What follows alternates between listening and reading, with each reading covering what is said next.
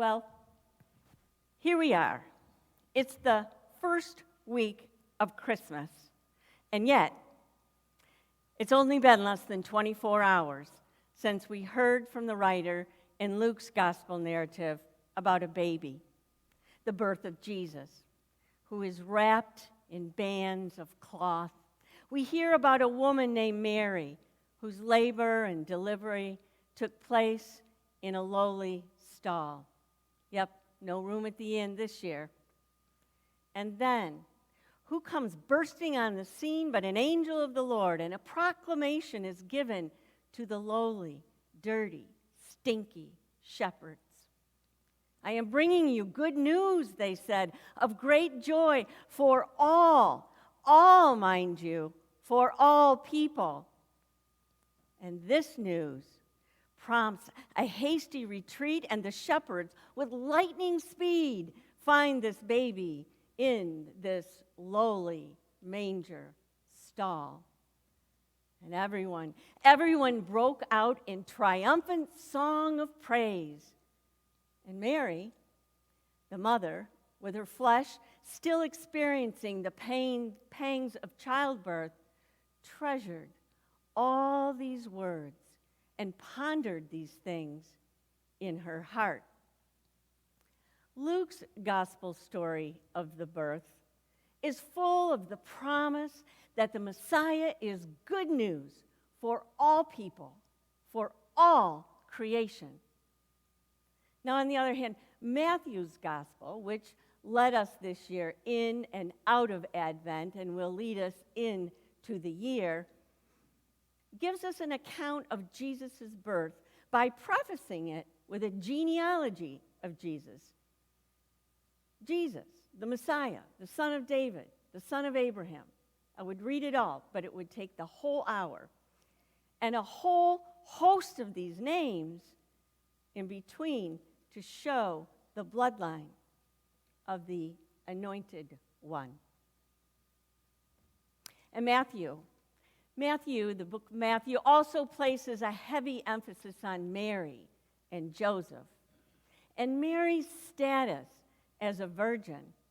And then, Emmanuel, God is with us. And the baby continues the lineage and is given the name Jesus. But now today, we get the Gospel of John.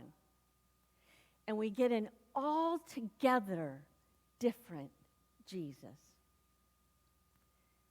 Not a baby lying in a manger, born of Mary, or one who comes from a line of descent traced continually from an ancestor. No, we get the central claim that in this gospel, John's gospel, we acknowledge a different beginning. In the very beginning was the Word, and the Word was with God, and the Word was God. He was in the beginning with God. In other words, the Word, the Greek term here is logos, which has its roots in Greek thought as the ordering plan of the universe. And in Judaism, it comes to us as divine wisdom, the Word. The Word became flesh and lived among us. Wow. To me, that's big. That's really big. The gospel writer's claim is that the one who created the universe, the heavens, the earth, the seas, the seasons, became flesh and lived among all of us. Emmanuel, God with us. God, the heavenly, celestial, unworldly, lacking in material substance, bodiless, becomes flesh, becomes skin and bone and blood, flowing through a cardiovascular system whose breath flows in and out amidst very human emotions: excitement, joy, laughter, pain, suffering, grief, skin that scars. And the Word became flesh and lived among us. You see, when God grasps our humanity in all its vulnerability, the meaning of incarnation penetrates deeper within us.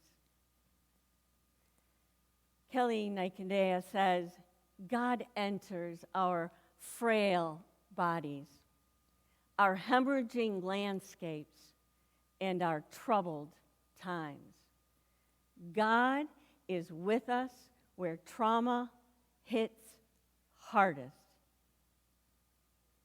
And the Word became flesh. You see, how God entered the world matters. Where and when God came into the world is significant. You see, God's arrival, God with us, the Word that became flesh and lives among us, shapes our ability to see a God who comes into a world that is not quite right. A world where darkness has the ability to destroy the beauty.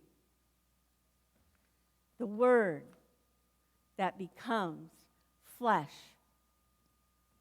comes to a people who can't quite grasp what it means to embrace diversity and seek justice for all people.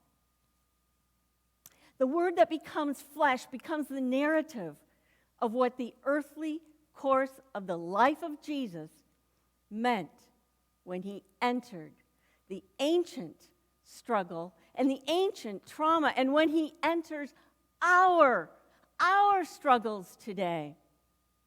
Jesus' identity is established in relationship to humanity and becomes the light that shines in our hopes and fears, in our pain and suffering, in our moments of when we just don't get it right, in our moments